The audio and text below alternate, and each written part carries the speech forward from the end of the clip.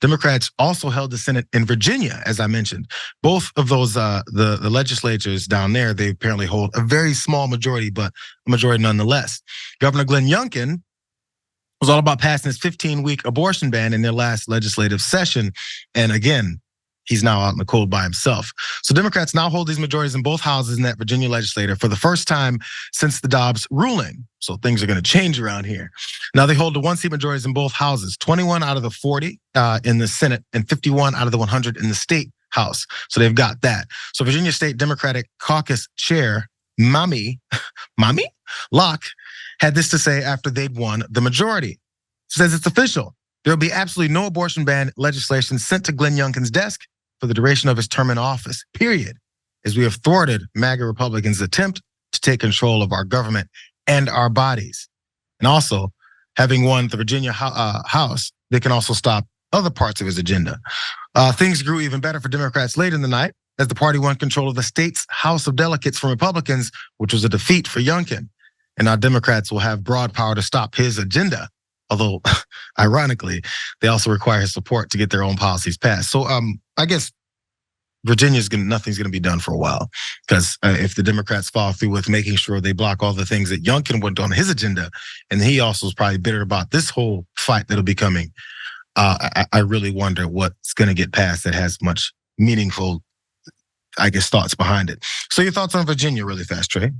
Yeah, well, that last thing you said, I mean, ain't that America? That's like the current state of our politics right now. It's just like, obstructionist and stonewalling and everything. That feels like nothing ever gets done. But I mean, the Republicans are the party of things not getting done. All they don't want to give anything to anybody. They all just want to take things away. And I think people are waking up to that. A couple of things about in Virginia, as I understand it. First of all, Glenn Youngkin tried to frame all that. He tried to reframe the Republican stance on abortion there. He tried to pitch them as being like sort of the centrist party when it comes to abortion, meaning like, oh, up to 15 weeks or whatever, we can do that. We can, have exceptions. The liberals, they're the extremists on abortion. They want to, they want to kill preschoolers under abortion laws or whatnot. They just want to do whatever they want. That's how he tried to frame it. And people clearly saw right through that, which is good. And then number two, there had been talk about, him jumping into the presidential race and the Republican primary and whatnot.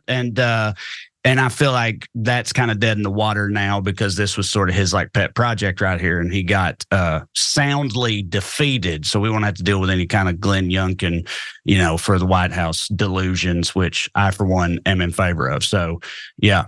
Good night. Well, good night in Virginia. I guess there's still future White House bids, which I guess many people are concerned about. See this as a preview. Youngkin versus who's our guy out here in California? Because everybody knows he's speculating on it too. For Newsom versus Youngkin. Damn.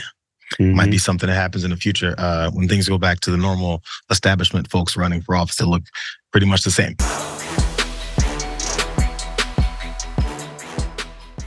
Check out the Damage Report podcast each day, wherever you get your podcasts, whether Pocket Casts or Stitcher or iTunes.